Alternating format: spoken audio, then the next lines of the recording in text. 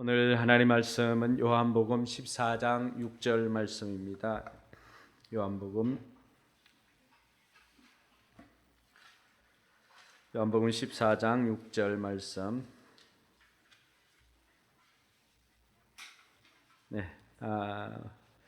우리 교회는 하나님의 말씀을 읽고 또 하나님 말씀 받을 때는 하나님에 대한 예를 갖추기 위해서 자리에서 일어납니다.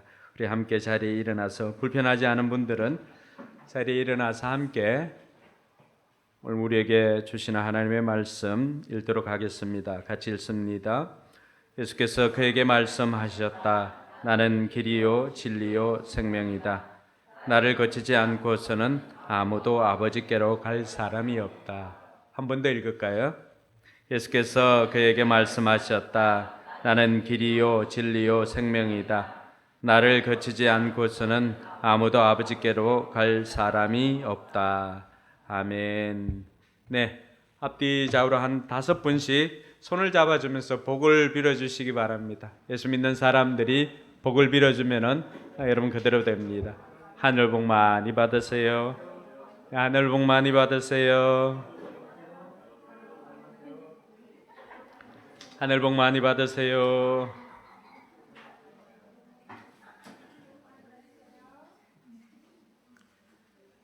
하늘 복 많이 받으세요.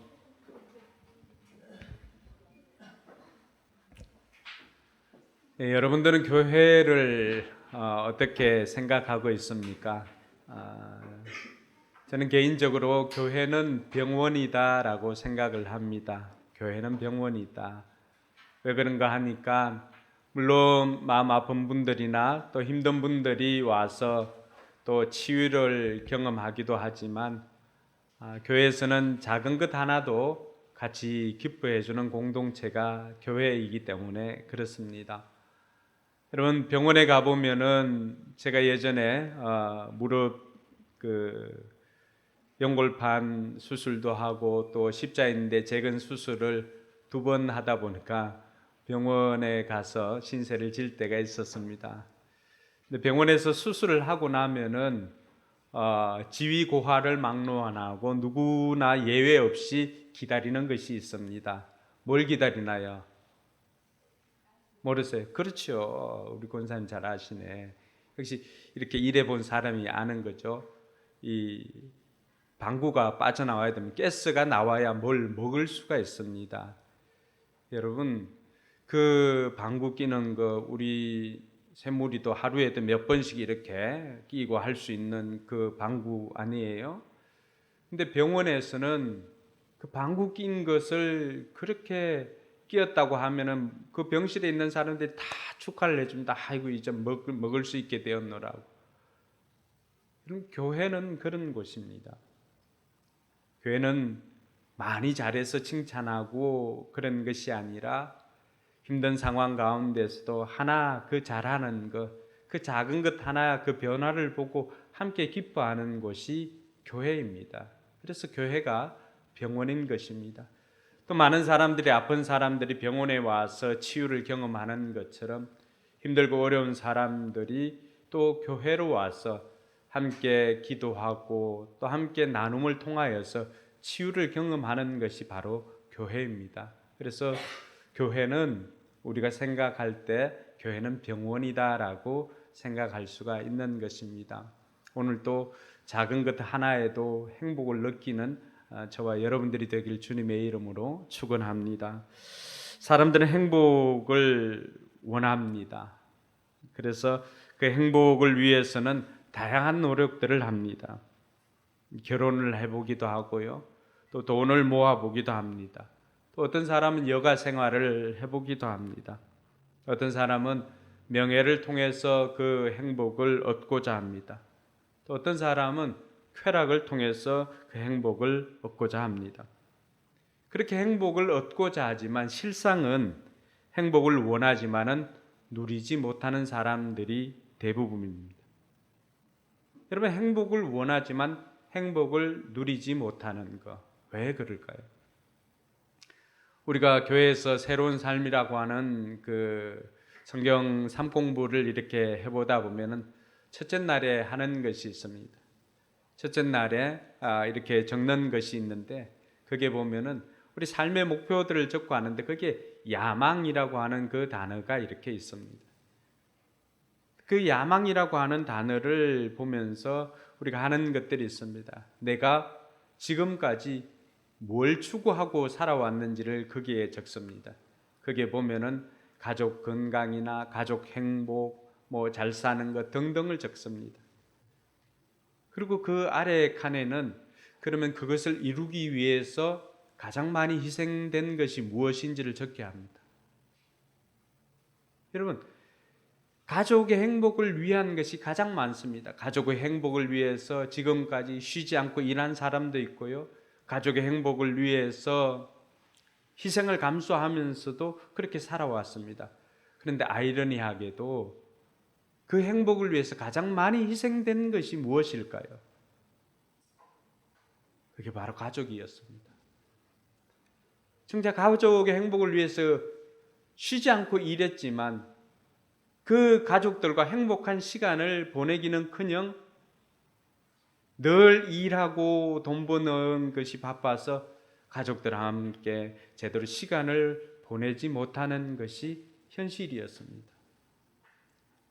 정작 가족의 행복을 위해서 일했지만 남는 것은 병이요 또 그 마음은 공허함뿐이었다라고 하는 것입니다. 여러분, 많은 사람들이 행복이 어디에서 오는가 이렇게 생각했을 때 많은 사람들이 돈 이퀄 행복이라고 생각했습니다. 근데 살아보니까 그 공식대로 되지를 않습니다. 돈 이퀄 행복이라고 하는 이 공식이 잘못되었다라고 하는 증거들이 도처에 깔려 있습니다. 그럼 세계에서 잘 산다고 하는 나라들을 이렇게 살펴보면요, 그 가운데 덴마크를 살펴보면 덴마크는 국민 1인당 그 GNP가 6만 불입니다. 6만 불. 우리가 한 3만 불, 4만 불까지 갔나요? 4만 불인가요? 우리나라는 모르고 정작 외국 것만 조사를 했네요. 여러분, 덴마크는 6만 불인데, 그러니까 시골 벽촌에 가도 다 서울 한복판처럼 이렇게 살아가고 있는 곳이 덴마크입니다. 그러니까 얼마나 살기가 좋은 곳이겠어요. 인구 500만이 사는데 여러분 1년에 자살하는 사람들이 3,000명 이상이 됩니다. 뭘 의미할까요? 돈이 많아서 잘 사는 것 같지만은 그러나 그 사람들이 돈이 곧 행복이 아니라고 하는 걸 우리에게 보여줍니다. 핀란드, 노르웨이, 프랑스 이러한 나라들을 얼마나 서구 선진국이라고 우리가 생각하고 있습니까? 그런데 그 나라들 대부분이 자살률 5위 안에 드는 나라들입니다. 돈이 곧 행복이 아닌 것이죠. 여러분, 이 성경이라고 하는 성경책에도 보면은 돈이 행복이라고 생각하면서 살아왔던 사람의 이야기를 기록해 둔 곳이 있습니다. 그 사람의 이름이 삭개오입니다. 삭개오. 오늘날로 이야기하면 세관의 세관장인 사람이었습니다. 그러니까 이 사람도 돈이 곧 행복이고 돈밖에 행복을 줄 것이 없다라고 생각하면서 자기는 너무나 많은 것들을 이렇게 거두어 보았습니다. 그래서 원하는 만큼 돈도 가졌어요. 원하는 만큼 지위도 올랐습니다. 그러면 그 삶이 행복해야 되잖아요. 근데 그 삶이 행복하기는커녕 그 삶은, 그 마음은 늘 허전하고 우리가 지난주에 말씀드렸던 것처럼 빈 배와 같이 공허하더라고 하는 것입니다. 그 사람의 이름이 의로운, 깨끗한이라고 하는 뜻이 있었는데 사람들은 다 그 사람을 향해서 손가락질하면서 죄인이라고 그렇게 불렀습니다. 그럼 깨끗한이라고 하는, 의로운이라고 하는 이름을 가졌지만은 정작 사람들은 그를 부를 때 의로운 삭개오 이렇게 부르지는 않습니다. 다 죄인이라고 그렇게 불렀습니다. 그러니까 그 마음이 얼마나 공허하겠어요. 자기는 지금까지 가치 있는 인생이, 돈이 많이 있으면 가치 있는 인생이라고 생각하고 돈도 벌어보았고 또 높은 지위에 올라가면 가치 있는 인생인 줄 알고 높은 지위에도 올라가 보았습니다. 근데 그 마음은 공허하기 그지없었습니다. 빈배의 삶이 어느 날 예수님께서 그곳으로 지나간다는 소식을 듣고는 예수님을 만날 생각을 했습니다. 우리 같으면은 교회 한번 나가봐야 되겠다. 그래도 교회 가면은 사람들이 행복하다고 하니까 교회 한번 나가봐야 되겠다라고 마음먹은 것과 똑같습니다. 예수님께서 지나가시다가 삭개오를 찾으시고 그 삭개오의 이름을 불러주었습니다. 삭개오가 그 이름을 들었던 것이 언제쯤일까요? 그 아버지가 아들이 그렇게 의로운 사람, 깨끗한 사람으로 살기를 바라서 이름을 삭개오라고 지어주었는데 그 이름을 제대로 들었던 적이 언제쯤이었을까요? 근데 지나가던 예수님께서는 삭개오를 보고 그 이름을 불러주었습니다. 삭개오야, 내려오라. 여러분, 그동안 돈을 추구하고 돈이 행복인 줄 알고 살았던 삭개오는 예수님을 자기 집에 모시고 함께 식사하면서 어떤 고백을 했을까요? 주님, 내가 지금까지 벌어왔던 이 모든 것들, 내가 다른 사람의 것들을 도적질하거나 다른 사람의 것을 이렇게 불합리하게 거둔 것이 있다면 내가 그 모든 것들을 몇 배나 다른 사람들에게 갚겠습니다. 움켜주었던 인생이 어떻게 한 거예요? 예수님 만나고 보니까 진짜 가치 있는 것이 무엇인지를 깨달으니까 어떻게 되었어요? 그동안에 이것을 가치 있는 것으로 알고 움켜잡고 살았던 이것을 드디어 펼치면서 나누는 삶을 살았다는 것입니다. 그럼 그 인생의 가치가, 그 인생의 행복이 어디에 있었다는 거예요? 예수님 만나고 난 다음에 그 빈배의 인생이 전에는 채우려고 애를 썼지만 이제는 어떻게 하는 거예요? 나누려고 애를 쓰는 인생으로 바뀌었다는 것입니다. 나누려고 해도 결코 자기가 가지고 있는 것이 부족하지 않는 풍성한 삶을 살았다는 것입니다. 할렐루야. 오늘 이 자리에 온 여러분들이 그 인생을 살아가길 주님의 이름으로 축원합니다. 오늘 우리가 하고 있는 이 말씀은 여러분 신앙생활을 할 때 반드시 들어야 할 메시지이기도 하고 너무나 기본적인 메시지입니다. 처음 오는 분들도 들어야 하지만 기존에 신앙생활 하는 분들도 꼭 듣고 기억하고 그 삶 가운데 살아갈 수 있기를 주님의 이름으로 축원합니다. 많은 사람들이 왜 행복한 삶을 살지만 행복을 누리지 못하고 살아가고 있는가? 그것은 행복이 어디에서 오는지를 모르기 때문에 그렇습니다. 여러분, 성경이 우리에게 가르쳐주는 것은 우리의 행복을 위해 주신 책이 성경이라고 말합니다. 하나님께서 너희를 위해서 행복한 삶을 살 수 있도록 우리에게 이 성경을 주었다고 말합니다. 성경이 우리 인생의 매뉴얼입니다. 그래서 성경은 하나님의 말씀인 것을 믿는 사람, 성경 안에 인생 모든 문제의 답이 있다고 믿는 사람, 성경을 알면은 안 믿을 수 없고 성경대로 살면은 삶이 변화되지 않을 수 없다라고 하는 것을 믿는 사람들이 이 성경을 읽는 거예요. 왜 우리의 삶에 행복이 없을까? 행복하라고 가르쳐준 이 성경대로 살지 않기 때문에 그렇습니다.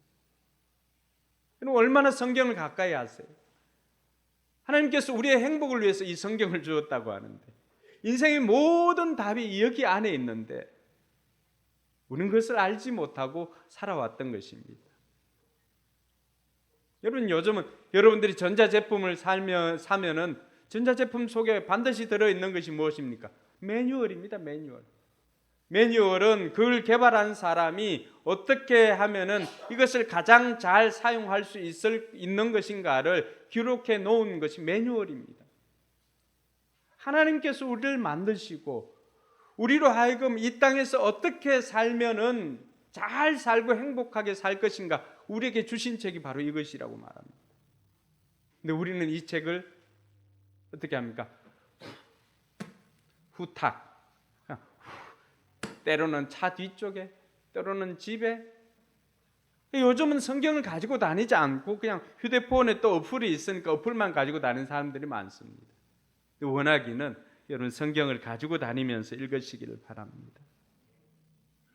이 성경에 보니까 하나님께서 어떤 분인가를 우리에게 설명을 해줍니다. 창세기 1장 27절과 28절에 보니까 하나님께서 어떻게 합니까? 같이 한번 읽어볼래요? 당신의 형상대로 사람을 창조하셨으니 곧 하나님의 형상대로 사람을 창조하셨다. 하나님이 그들을 남자와 여자로 창조하셨다. 다음요. 하나님이 그들에게 복을 베푸셨다. 하나님이 그들에게 말씀하시기를 생육하고 번성하여 땅에 충만하여라. 땅을 정복하여라. 고기와 공중의 새와 땅 위에서 살아 움직이는 모든 생물을 다스리라 하셨다. 아멘. 여기 보니까 하나님께서 우리를 창조하시고 하나님께서 우리를 만드시고 어떻게 하신 거예요? 하나님께서 우리에게 복을 주셨다라고 말하고 있습니다. 욥기에 보면 이렇게 되어 있습니다. 주님께서 나에게 생명과 사랑을 주시고 나를 돌보셔서 내 숨결까지 지켜주셨습니다. 하나님께서 내게 뭘 주셨다는 거예요? 하나님께서 우리를 창조하시고 하나님께서 우리를 복주시고 하나님께서 우리에게 생명과 사랑을 주셨다라고 말하고 있습니다. 그러니까 하나님께서 우리를 만들어 주었을 때는 인간은 하나님을 떠나서는 살 수 없는 존재로 만들어 주었던 것입니다. 그런데 어느 순간인가 우리가 하나님 앞에 죄를 지음으로 말미암아서 하나님을 떠난 인생이 되었습니다. 그래서 파스칼이라고 하는 여러분 수학자 아시죠? 이 파스칼이 그런 고백을 합니다. 파스칼 묘비명에 그는 여기 잠들었지만 팡세는 영원히 살아있을 것이다 라고 하는 이 팡세를 지었던 그 파스칼 아닙니까? 이 파스칼이 이런 고백을 합니다. 모든 사람에게는 오직 하나님만이 채울 수 있는 하나님이 만드신 공간이 있다. 근데 이 공간은 하나님만이 채울 수 있는데 그 공간이 어떻게 해서 생겼는가? 인간의 타락으로 만들어진 공간이라고 말하는 것이죠. 그러니까 사람들은 그 공간이 채워지질 않으니까 다른 것으로 계속해서 채워봅니다. 돈으로, 명예로, 지식으로, 또 아니면은 쾌락으로.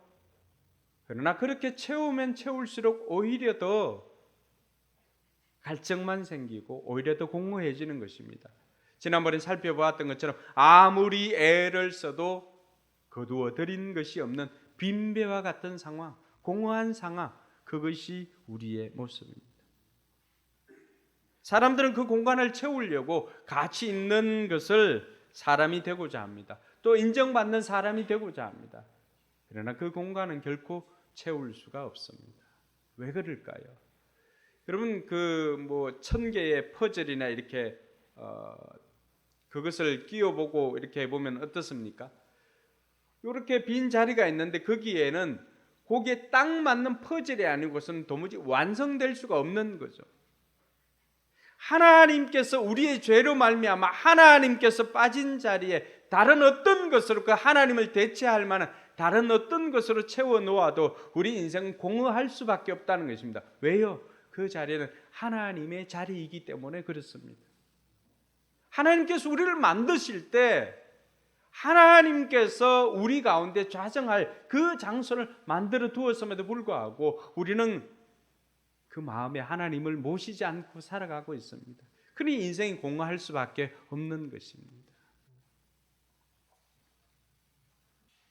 그래서 성경은 이런 하나님과의 관계가 깨어진 이유를 우리의 죄 때문이다라고 그렇게 말합니다. 그래서 이사야 59장 2절에 보면 오직 너희 죄악이 너희와 너희의 하나님 사이를 뭐 했다고요? 갈라놓았고 이렇게 말합니다. 우리의 죄 때문에 하나님과 우리 사이가 멀어졌다라고 이야기를 합니다. 그래서 죄는 우리로 하여금 하나님과 멀어지게 만듭니다. 이게 잘 이해가 되지 않으면 여러분 자녀들 키우지 않습니까? 자녀 키울 때 여러분 아이가 어떤 잘못을 했을 때 어떻습니까? 여러분 얼굴 쳐다보는 것을 편하게 쳐다봅니까? 그렇지 않습니다. 대부분 여러분 낯을 피합니다. 왜 그럴까요? 자기가 무슨 잘못한 것이 있는데 부모님 얼굴 보기가 민망하기 때문에 쳐다보려고 하지 않습니다. 그것과 마찬가지입니다. 죄를 지은 아이가 부모 얼굴을 피하는 것처럼 죄로 말미암아서 우리는 하나님의 얼굴을 피하는 지경에 이르렀습니다.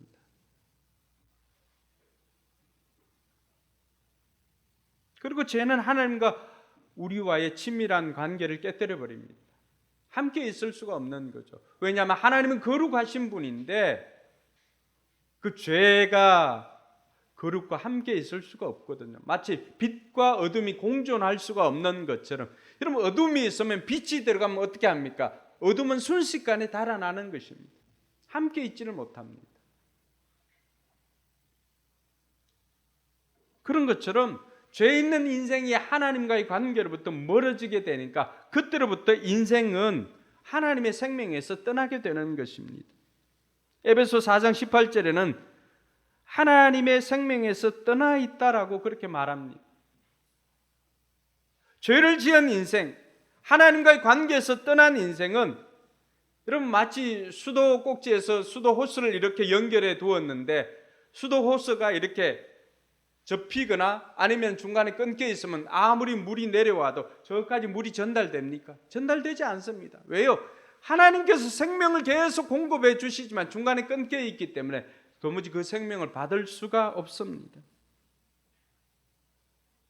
하나님과의 관계가 끊어지는 것은 더 이상 하나님으로부터 생명을 공급받을 수 없는 존재가 되는 것입니다. 잠시는 사는 것 같지만 시간이 지나면 영원히 죽을 수밖에 없습니다. 그것이 마치 물을 떠난 물고기와 같은 처지입니다. 그것이 바로 하나님을 떠난 인생을 보여주는 모습입니다. 뿐만 아니라 행복이 하나님께로부터 오는데 하나님과 멀어지는 건 어떻습니까? 복된 삶을 살지 못하고 그 인생의 고통과 불행을 겪을 수밖에 없습니다. 야고보 사도가 이것을 너무나 잘 알았어요. 그래서 이렇게 이야기를 합니다. 야고보 1장 17절에 보니까 온갖 좋은 선물과 같이 한번 읽어볼까요? 모든 완전한 은사는 위에서 곧 빛들을 지으신 아버지께로부터 내려옵니다.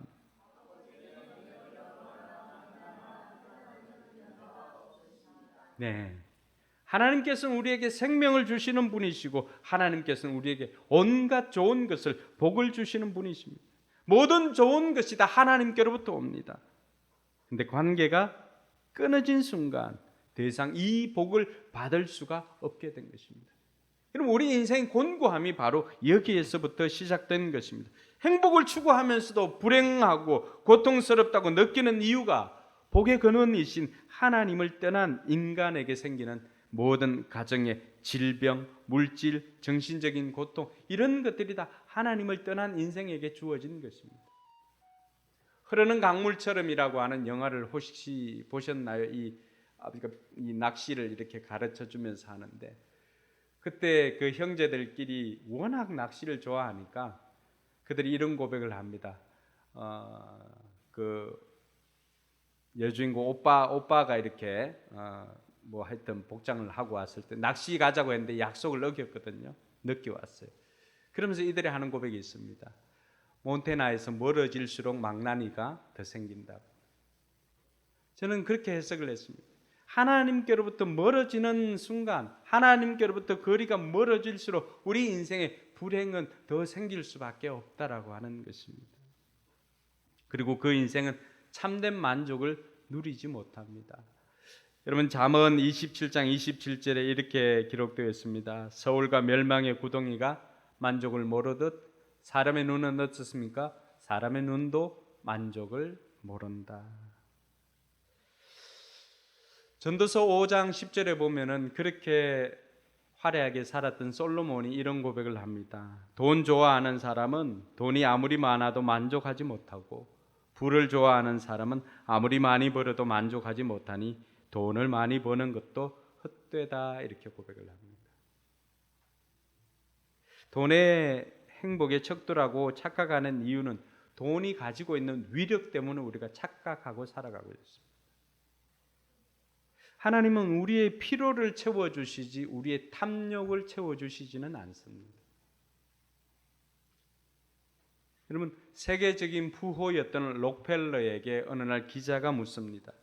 당신은 이미 세계 최고의 부자입니다. 당신은 이미 세계 최고의 부자가 되었는데 얼마를 더 벌어야 만족하시겠습니까? 라고 질문을 해봤습니다. 그러니까 록펠러가 뭐라고 대답했을까요?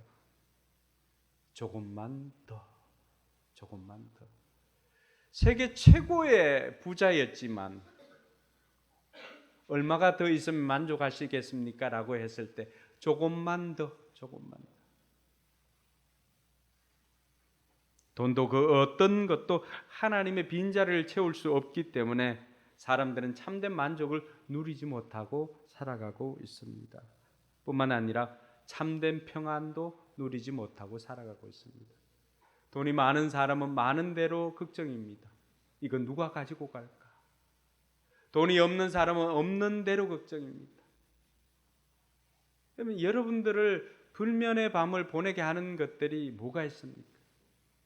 그럼 돈으로는 에이스 침대는 살 수 있어도 잠은 살 수가 없습니다. 잠은 누가 주는 거예요? 잠은 하나님께서 주시는 것입니다. 그래서 또 성경에 보면 이 제 말이 아닙니다. 성경에 있어요. 사랑하는 자에게 뭘 주신다고요? 네. 오늘 사랑하는 자들이 많아요. 네. 우리 청소년들 너무 고됐던가 봐. 다 들어가서는 우리 두 사람 빼고는 다 숙면에 들어가려고 하는데 하나님께서 이들을 너무 사랑하시는 것 같아요. 그럼 마태복음 11장 28절에는 우리 인생을 가리켜서 주님께서 우리를 초청하면서 이렇게 합니다. 수고하고 무거운 짐을 진 사람은 모두 내게로 오너라. 내가 너희를 쉬게 하겠다. 여기에 나오는 수고하여 무거운 짐을 진 자, 이것이 이 세상을 살아가고 있는 우리의 다른 모습, 다른 이름입니다. 수고하고 무거운 짐을 지고 가는 자. 인생의 모든 짐을 스스로 짊어지고 가는 거예요. 자녀들의 문제도, 건강의 문제도, 재정적인 문제도 이걸 다 지고 가니까 여러분 어떻게 살 수가 있겠어요? 그 짐을 지고 어떻게 평안한 잠을 누릴 수가 있겠습니까? 주님께서 그런 짐을 지고 가는 여러분들을 오늘 초청하시는 것이죠. 수고하고 무거운 짐을 진 자들은 다 내게로 오라. 내가 너희를 쉬게 하겠다. 여러분, 식당을 하더라도 그 손님을 초청할 때는 그 식당에서 재료가 준비되어 있어야만이 초청할 수가 있습니다. 50인분을 준비했다면은 50명을 초청할 수가 있는 거죠. 근데 오늘 주님께서는 뭐라고 말합니까? 수고하고 무거운 짐을 진 사람은 그다음 뭐예요? 모두 다 내게로 오라. 오늘 우리 모두를 초청할 수 있을 정도로 하나님께서는 부족함이 없습니다. 할렐루야.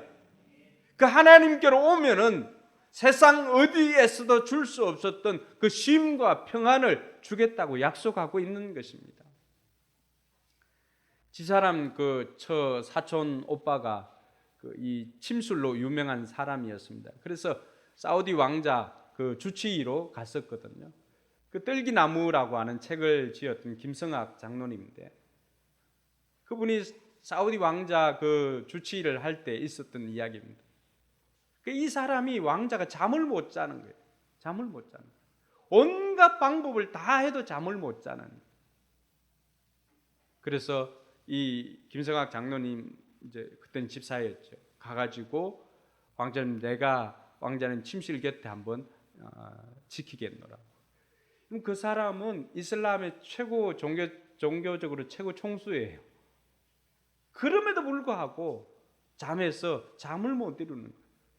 그래서 제가 머리 지압을 좀 해드리겠습니다 하고는 어떻게 했을까요? 머리 지압이 뭐예요? 머리 지압을 하면서 악한 영을 쫓아내고 하나님 앞에 기도합니다. 속으로 찬양을 합니다. 그러니까 그동안 잠을 자지 못했던 그 사람이 너무나 오랫동안 숙면을 취했던 거예요. 자기가 이렇게 자본 적이 없으니까 그 다음 날 또 이 사람 들어오라고 해서 그곳에 있게 했습니다. 그럼 마치 사울에게 부렸던 그 악신을 떠나보내기 위해서 다윗이 수금을 연주하면서 그곳에 하나님 찬양했을 때 사울이 깊은 잠에 빠졌던 것처럼 그것이 그대로 나타났던 거죠. 여러분, 예수 그리스도를 제대로 믿으면은 그 삶에 뭐가 사라질까요? 참된 평안이 임하니까 불면이 사라집니다. 오늘 또 여러분들이 수면제 아니고서는 잠을 이루지 못하는 분들도 조금씩 하나님을 만나게 되면은 여러분, 수면제 양이 점점 줄어들고 결국에는 수면제 없이도 잘 날이 올 줄로 믿습니다. 모든 것들을 스스로 책임지려고 하다 보니까 사람들이 그 무거운 짐에 눌려가지고 제대로 잠을 잘 수가 없고 평안을 누릴 수가 없는 거예요. 근데 예수님을 만나면 이 모든 것들이 해결되어지는 것을 믿으시기 바랍니다. 여러분, 그래서 구원이라고 하는 것은 우리의 죄로 말미암아서 생명과 복을 주시는 하나님께로부터 관계가 깨어졌는데 그 관계를 회복시키는 것이 바로 구원입니다. 하나님과의 관계가 회복되려면 먼저 우리 가운데 우선적으로 해결해야 될 문제가 있는데 그것이 바로 죄의 문제입니다. 나는 죄를 짓지 않았어. 세상에서 말하고 있는 죄는 짓지 않았다 할지라도 나라마다 나라 법이 있는 거죠. 여러분, 하나님 나라의 법은 어떻습니까? 우리가 세상에서 요구하는 그 법보다는 좀 더 높은 법입니다. 세상에서는 현행법만 죄인 취급하지만 하나님 나라는 어떻습니까? 속으로 엉큼한 마음을 품어도 죄라고 여깁니다. 하지 말아야 할 것을 하는 것도 죄지만 해야 할 것을 하지 않는 것도 죄입니다. 많은 사람들이 하지 말아야 할 것을 안 하고 잘 살아왔습니다. 그런데 마땅히 해야 할 것은 다 하지 못하고 살아갈 때가 있습니다. 어느 누구가 내가 부모에게 효를 다했다고 말할 수가 있습니까? 어느 누구가 나는 형제를 사랑했노라고 말할 수가 있겠습니까? 때로는 형제에게 이 바보야 라고 말을 한 사람도 있을 것입니다. 그런데 성경에는 그 바보라고, 형제에게 바보라고 했다고 그걸 어떻게 취급을 할까요?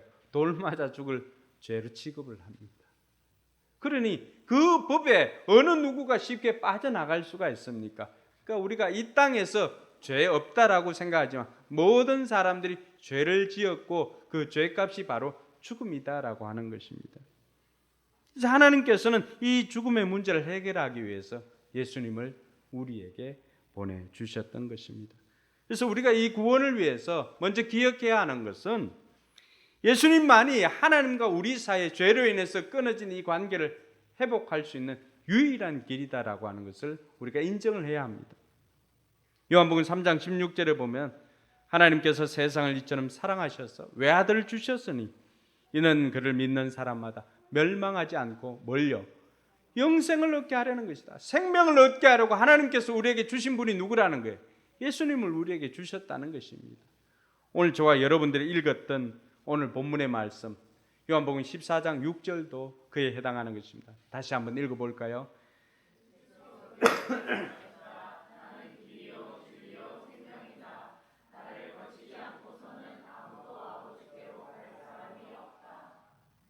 진리를 아는 것도 생명을 얻는 것도 예수님 거치지 않으면 안 된다는 거예요.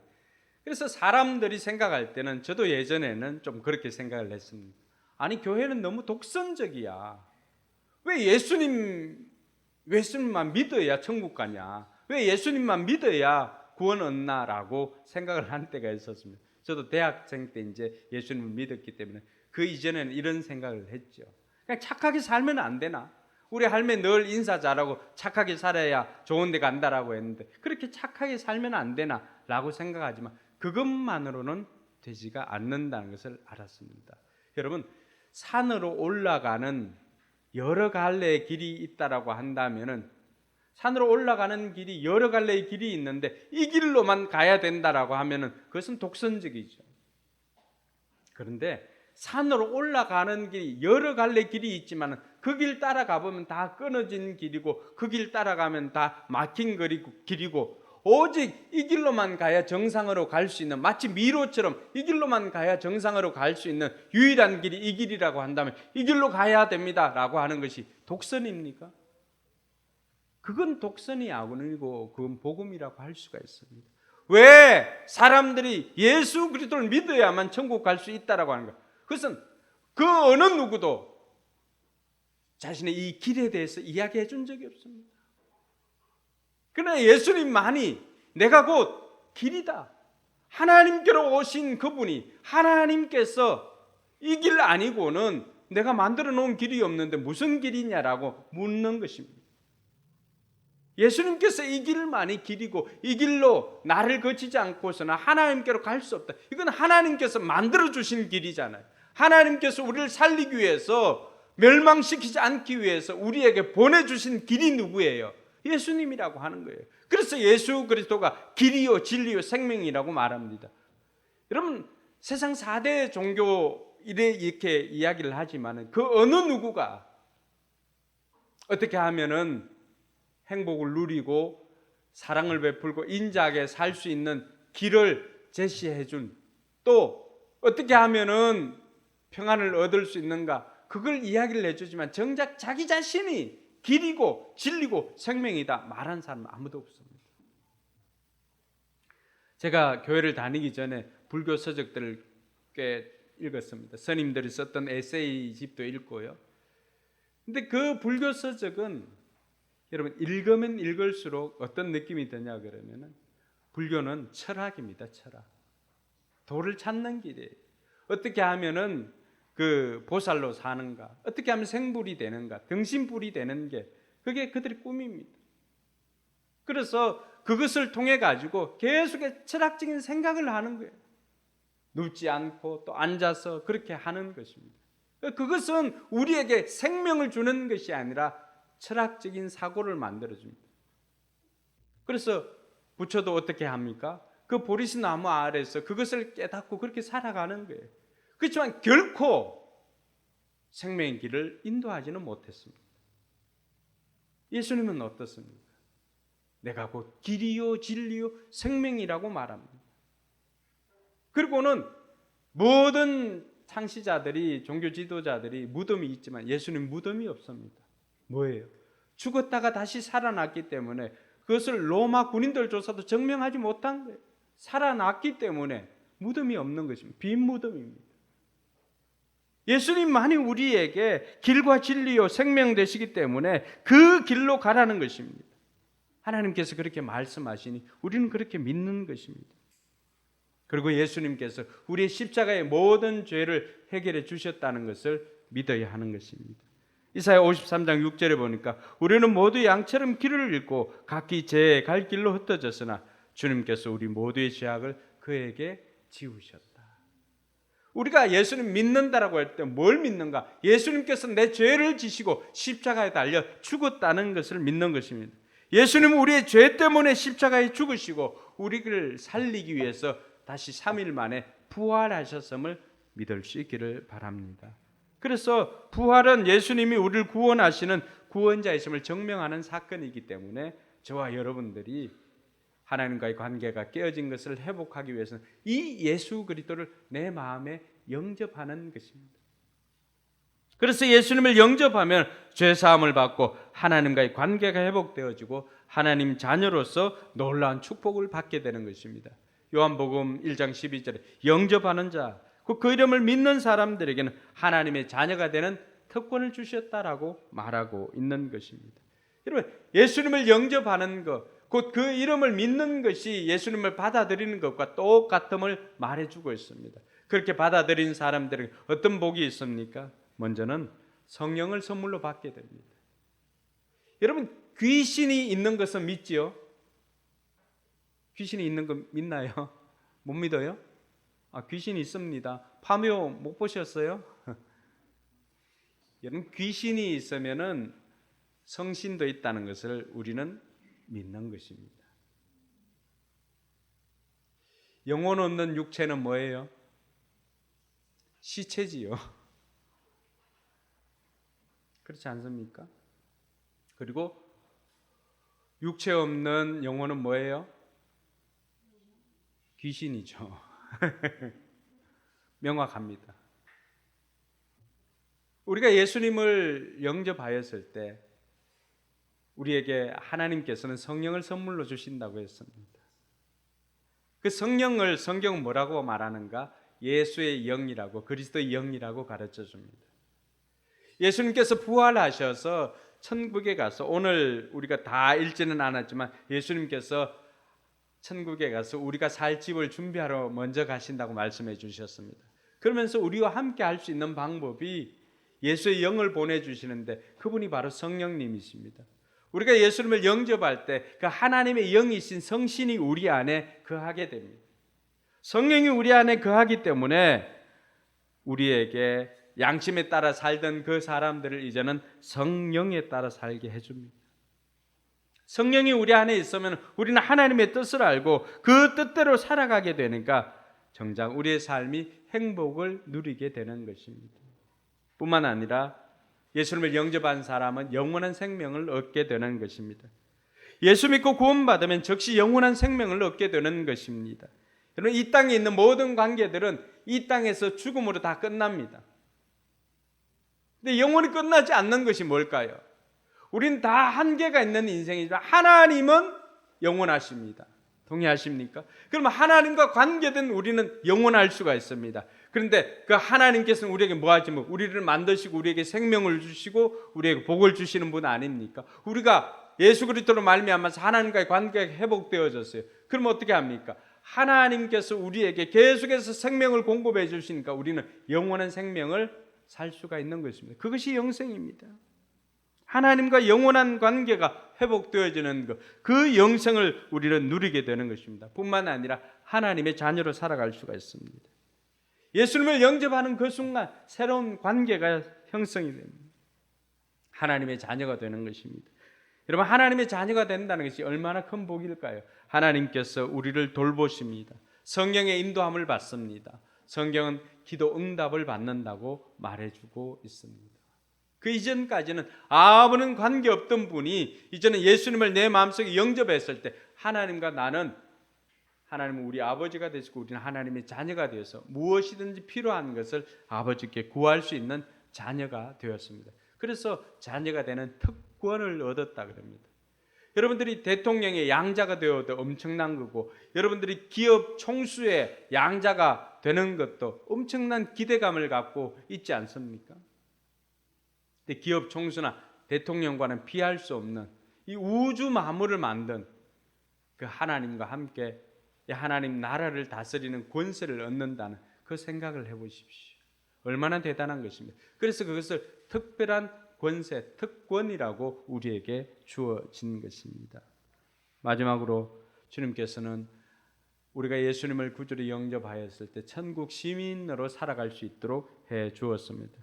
우리의 시민권이 하늘에 있다고 가르쳐주고 있습니다. 비록 우리의 발은 이 땅을 디디고 있지만 우리의 시민권은 천국에 있는 줄 믿으시기 바랍니다. 천국은 하나님께서 다스리는 나라입니다. 천국은 영원히 하나님을 볼 수 있는 나라입니다. 천국은 하나님과 함께 영원히 함께 할 수 있는 나라입니다. 이 모든 것을 예수님을 영접하는 사람들에게 주시는 것입니다.